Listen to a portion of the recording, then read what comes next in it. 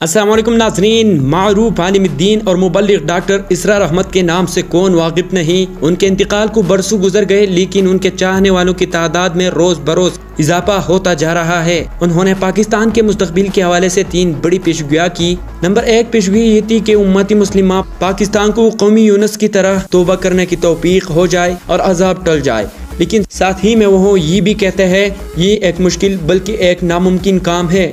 Number 2 doctor इसरार अहमद की दूसरी पेशगोई में कहना था कि हो सकता है कि पाकिस्तान को सकूत ढाका जैसा एक बड़ा झटका लगे, जिसे महसूस करके पाकिस्तानी जाग जाए। ये एक बड़ी कामयाबी होगी।